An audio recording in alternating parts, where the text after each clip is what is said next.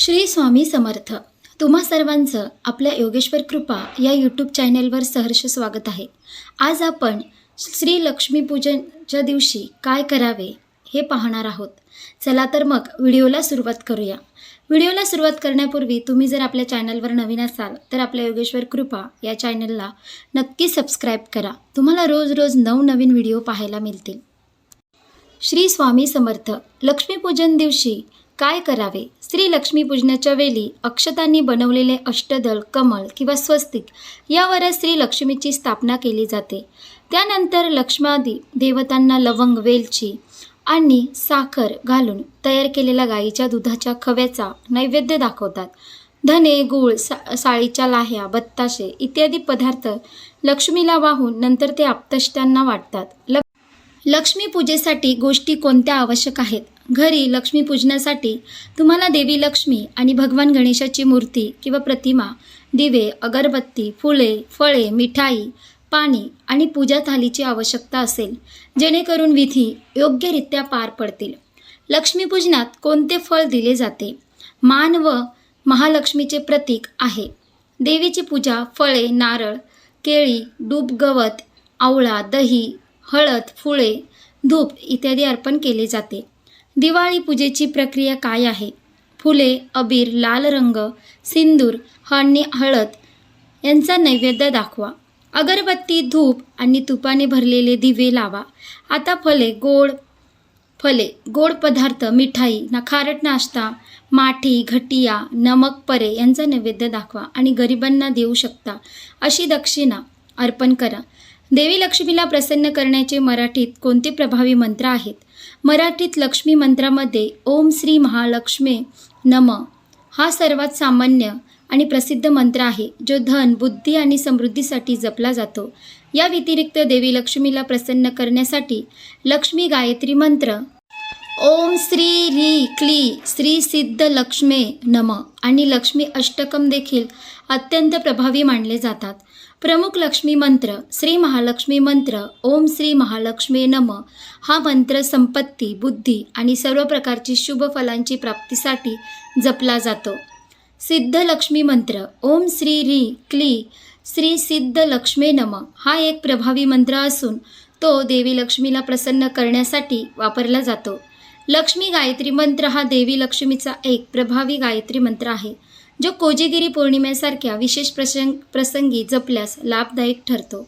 इतर संबंधित मंत्र लक्ष्मी अष्टकम हा देवी लक्ष्मीचा एक स्रोत असून त्याचे पठण आर्थिक प्रगतीसाठी उपयुक्त मानले जाते. लक्ष्मीपूजनाची वेळ 21 ऑक्टोबर 2025 रोजी संध्याकाळी 5:15 ते रात्री 8:19 पर्यंत महालक्ष्मीची पूजा करणे चांगले राहील. अशा प्रकारे सर्व शास्त्रीय मते आणि कॅलेंडरनुसार 21 ऑक्टोबर 2025 रोजी प्रदोष काल दरम्यान दिवाळी आणि महालक्ष्मीची पूजा करावी. माता लक्ष्मीची मूर्ती खरेदी करताना कोणती काळजी घ्यावी? तुम्ही ही माता लक्ष्मीची पूजा करत असाल तर लक्ष्मी मातेची मूर्ती खरेदी करताना अनेक गोष्टी लक्षात ठेवा.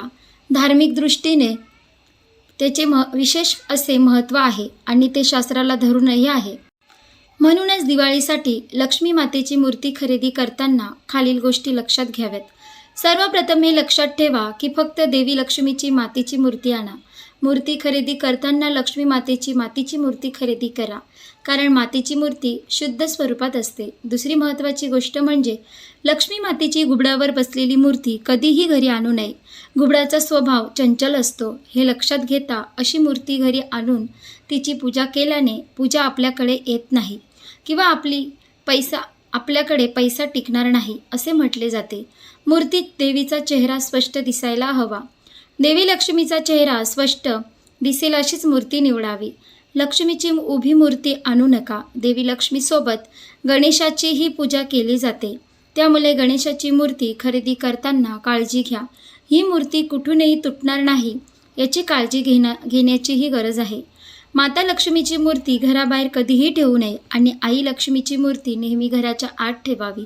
याशिवाय लक्ष्मी मातेच्या पादुका घराबाहेर ठेवाव्यात.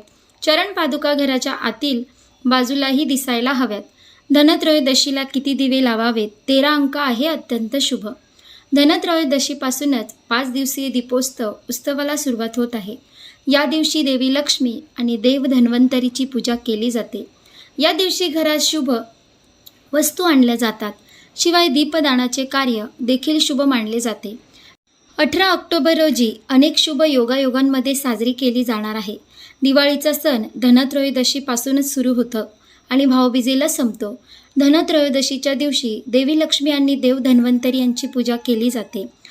अनेक शुभ योग तयार होत आहेत. त्यामुळे धनत्रयोदशीच्या निमित्ताने पूजा आणि खरेदीचे कार्य समृद्धीदायक मानले जाते.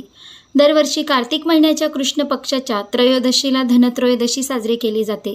या दिवशी देवाचे वैद्य आणि भगवान विष्णूंचे अंश अवतार धन्वंतरी देव यांचा जन्म झाला होता. म्हणून या दिवसाला धनत्रयोदशी आणि धन्वंतरी जयंती असे म्हणतात. धनत्रयोदशीच्या दिवशी सायंकाळी पूजेच्या वेळी दीप प्रज्वलन केले जाते. जाणून घेऊया धनत्रयोदशीला किती दीप प्रज्वलित करणे शुभ आहे. धनत्रयोदशीच्या दिवशी 13 हा अंक अत्यंत शुभ मानला जातो. असे मानले जाते की या दिवशी केलेले शुभ कार्य 13 पट अधिक शुभ फळ देते. धनत्रयोदशीच्या संध्याकाळी 13 दिवे प्रज्वलित करून धन, ऐश्वर्य, सुख आणि वैभवाचा आशीर्वाद मिळवणे शुभ मानले जाते. देवी लक्ष्मी, श्री गणेश, कुबेर देवता आणि धन्वंतरी देव यांची पूजा केल्यानंतर सर्वप्रथम घराच्या दक्षिण दिशेला मुख्य दरवाजाजवळ यमदीप प्रज्वलित करावा. यानंतर डस्टबिनजवळ दक्षिण दिशेला दिवा लावावा. घराच्या मुख्य दरवाजाच्या दोन्ही कोपऱ्यावर 2 दिवे लावा. यामुळे घराची सकारात्मकता वाढते. यानंतर माता तुळशीच्या झाडासमोर दिवा लावावा. छतावर दिवा लावावा. उरलेले दिवे मंदिरावर, खिडकीवर आणि घराच्या कोपऱ्यावर प्रज्वलित करावेत. यामुळे घरातील नकारात्मकता दूर होते.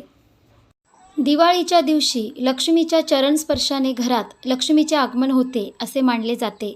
जेव्हा देवी लक्ष्मी घरी येते तेव्हा ती तिच्यासोबत सुख, समृद्धी आणि भरभराट घेऊन येते. लक्ष्मी मातेच्या येण्याने घरात धन, समृद्धी येऊ लागते आणि आर्थिक समस्या दूर राहतात. लक्ष्मी देवीच्या पावलांचे ठसे घरात लावण्यासाठी सहसा ते बाजारातून विकत घेतले जातात. दिवाळीच्या दिवसात सर्वत्र माता लक्ष्मीच्या पावलांचे प्रतिकृती सर्वत्र उपलब्ध असतात. माता लक्ष्मीची पावले आपल्या घरातील मंदिराकडे जात आहेत अशा पद्धतीने आणि दिशेने लावावेत. अशा प्रकारे पावले लावणे खूप शुभ मानले जाते. मंदिराकडे जाताना देवी लक्ष्मीच्या पावलांनी देवी घरात प्रवेश करून घराच्या मंदिरात बसायला येत असल्याचे सूचित करते.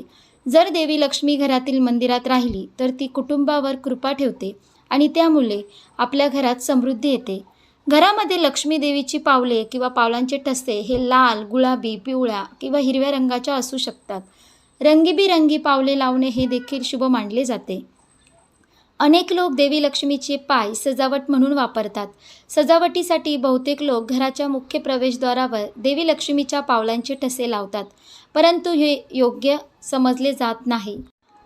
मानले जात नाही. देवी लक्ष्मीचे पाय मुख्य प्रवेशद्वारावर ठेवल्याने जाणून बुजून किंवा नकळत लोक पाय ठेवू शकतात. हा देवी लक्ष्मीचा अपमान मानला जातो आणि यामुळे देवी लक्ष्मी क्रोधित होऊ शकते. त्याचबरोबर स्नानगृह किंवा डस्टबिनजवळ देखील देवी लक्ष्मीची पावले चुकूनही लावू नयेत. अशा प्रकारे आपण या व्हिडिओमध्ये पाहिलंच की लक्ष्मीपूजनाच्या दिवशी काय करावे. लक्ष्मीपूजनाच्या वेळी अक्षतांनी बनवलेले अष्टदल, कमळ किंवा स्वस्तिक यावर श्री महालक्ष्मीची स्थापना केली जाते. ही संपूर्ण माहिती आपण एकाच व्हिडिओमध्ये पाहिली. तुम्हाला जर ही व्हिडिओ आवडली असेल तर व्हिडिओला लाईक करा, शेअर करा आणि आपल्या योगेश्वर कृपा या चॅनेलला नक्की सबस्क्राईब करा. भेटू एका पुढच्या नवीन व्हिडिओमध्ये. धन्यवाद. श्री स्वामी समर्थ. जय जय स्वामी समर्थ.